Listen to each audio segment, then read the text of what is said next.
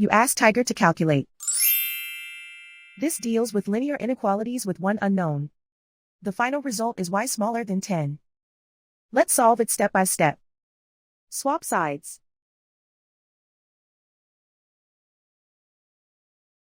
Group all constants on the right side of the inequality.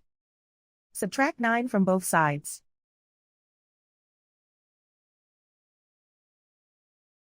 Simplify the arithmetic.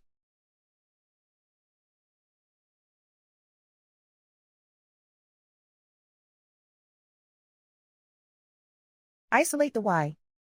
Divide both sides by 2.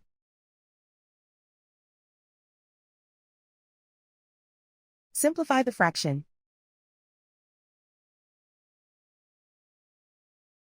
Find the greatest common factor of the numerator and denominator.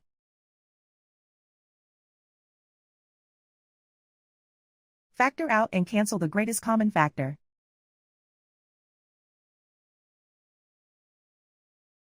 Plot the solution on a coordinate grid.